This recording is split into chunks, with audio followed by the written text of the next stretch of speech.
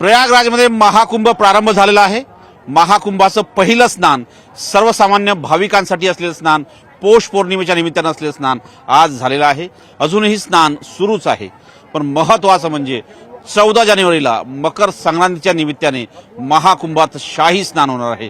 त्यापूर्वी महाराष्ट्रातील तरुण इथे महाकुंभामध्ये दाखल झालेले आहे। प्रयागराजमध्ये हा महाकुंभ सुरू आहे आणि आपल्या मागे जर बघितलं तर शेकडोच्या संख्येनं तरुण तरुणी आणि सर्व स्नान करून परतताना आपल्याला पाहायला मिळतात। आता हे या तरुणांपैकी अनेकांनी स्नान केलंय, अनेकांनी केलं नसेल, याच्याशी आपण चर्चा करण्याचा प्रयत्न करू। आपण कुठून आलात? वर्धा। काय नाव आहे आपलं? ऋषी कारवटकर। ऋषी, मला सांग, तू केव्हा इथे आला आणि केव्हा स्नान करणार आहे?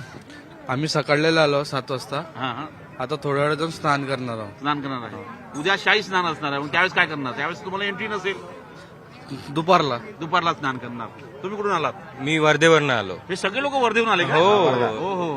किती लोक आले तुम्ही वर्धेवरून? आम्ही 11 जण आलोय। 11 जण आलेले आहे। काय करता तुम्ही लोक? आम्ही काही जॉब आहे, काही धंदेवाईक व्यक्ती आहे। व्यवसाय करता तुम्ही सगळे? हो। मला सांगा, शाही स्नानासाठी का किंवा सर्वसामान्यांच्या भाविकांसाठी असलेलं स्नान, यासाठी तुम्ही महाकुंभमध्ये कशासाठी आला?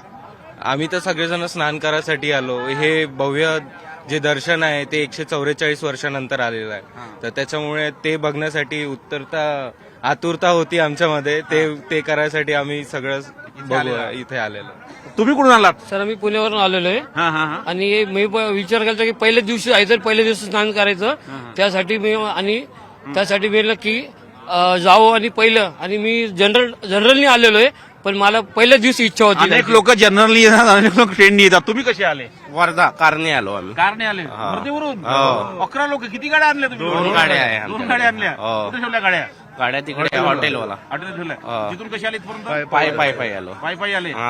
स्नान आज करणार? आज करणार। उद्या फक्त पाहणार? नाही, उद्या पण करणार। उद्या फिरणार? काय काय फिरणार? सगळं कुंभमेळा, आखाडा लोकांचे, आखाडा पाहणार? बाबांचे, साधू बाबाचे दर्शन घेणार? हो. बाबांपासून सांभाळून राहा बाबा। हा? बाबा सांभाळून राहावं लागतं, कारण की नागा बाबा जे आहेत ना, त्यांच्याशी फार सन्मानानं बोलावं लागतं। तुम्ही तसं करणार? Yes sir. आणि तुम्ही कुठून आलात? वर्धा। तुम्ही वर्धेवरून आलात? वर्धेवरून, हा. अरे बापरे, हे सगळे लोक वर्धेवरून आलेले आहे आणि काही महाराष्ट्रातून, पुण्यातूनही आलेले आहेत। खास करून जर बघितलं आपण तर जे महाकुंभाच्या निमित्ताने स्नान होतात, 6 स्नान असणार आहेत। त्यापैकी पहिलं स्नान आज सुरू झालं आहे। पौष पौर्णिमेचं स्नान असून सर्वसामान्यांसाठी असलेलं स्नान आहे। अनेकांनी स्नान केलं आहे, अनेक लोक स्नान आज संध्याकाळपर्यंत करणार आहे।